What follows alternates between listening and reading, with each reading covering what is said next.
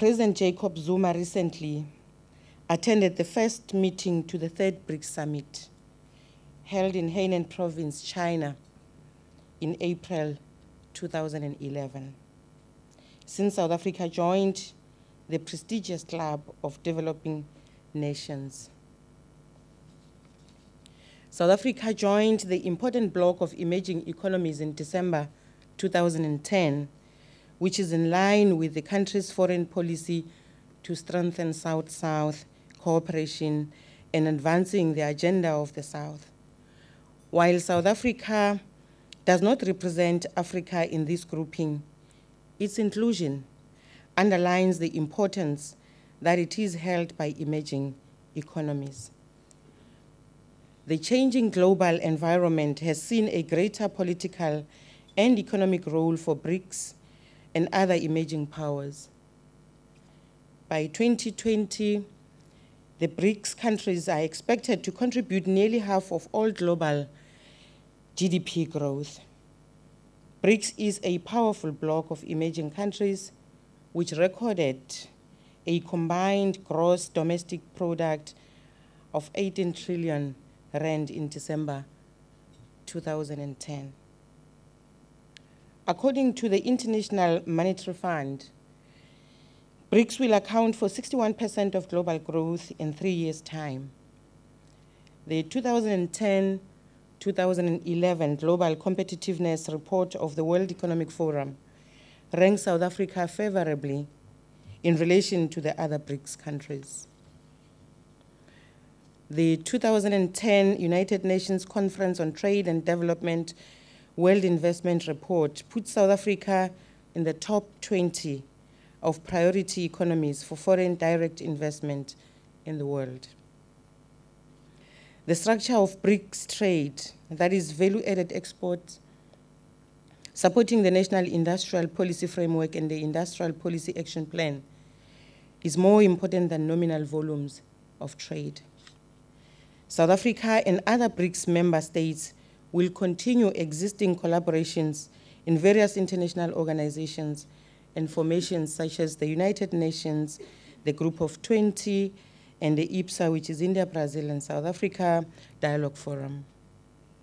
South Africa also views the non-aligned movement and the Group of 77 as important for South-South interaction, especially within the framework of the United Nations.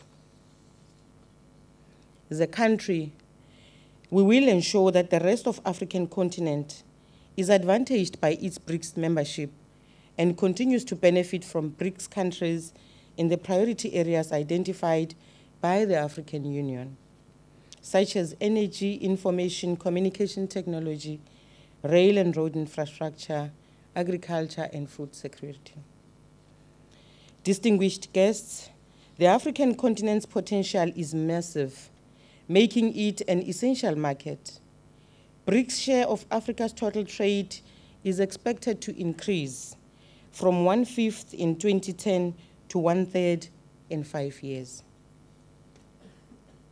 BRICS foreign direct investment is expected to soar to more than $150 billion by 2015.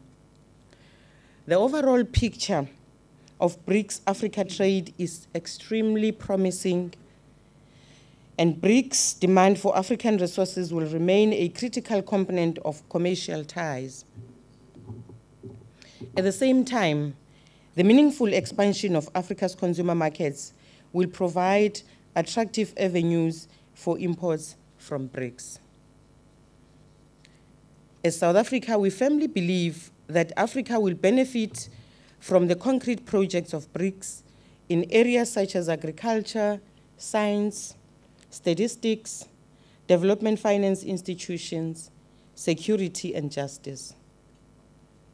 BRICS agricultural ministers have agreed to cooperate in agricultural technology development and exchange. Program Director, South Africa, like the rest of the world, is emerging from a devastating economic recession, which saw a sizable number of jobs being shed. Like most developing countries, we were hit by a sharp contraction in trade and investment. But both of these phenomena were relatively short-lived. Trade and foreign investment turned upwards from April 2009, yet the South African economy remained sluggish. Despite all these challenges, there was no banking crisis in South Africa. Financial markets were well regulated and financial institutions were not greatly exposed, which is self-evident that the policy environment that government created was sound and prudent. Government had fiscal space and did provide a strong stimulus, spending on infrastructure that had been planned before the crisis struck. Despite this gloomy outlook, perhaps, the South African Reserve Bank has revised its growth forecast slightly upwards, with growth domestic product growth now forecast at 3.7%, previously at 3.4% in 2011, and 3.9% previously at 3.6% for 2012. The above projected economic growth will not be enough to bring about much needed jobs for the majority of unemployed South Africans. Growing the small and medium business enterprises is therefore central if we are to make a dent in reducing unemployment. We all have a critical role, both government and business, to play in creating business opportunities and therefore jobs. South Africa remains committed to the consolidation of African agenda and will use its BRICS membership to increase strategic cooperation among emerging market economies of the South in support of the agenda. We are dedicated to African unity and integration within the framework of the Constitutive Act of the African Union. This includes the strengthening of continental institutions, which are critical in responding to the challenges of poverty, underdevelopment, peace, security, and stability on the continent. As a country, we share the view that the world is undergoing far-reaching, complex, and profound changes, marked by the re-strengthening of multipolarity, economic cooperation, and increasing interdependence. While facing the evolving global environment and multitude of global threats and challenges, the international community should join hands to strengthen cooperation for common development, peace, and prosperity for the world's population. Based on universally recognized norms of international law and in a spirit of mutual respect and collective decision-making, global economic governance should be strengthened. Democracy in international relations should be promoted, and the voice of emerging and developing countries in international affairs should be enhanced. We underscore our firm commitment to strengthen dialogue and cooperation in the fields of social protection, decent jobs, gender equality, youth development, and public health, including the fight against all diseases such as TB, HIV, and AIDS.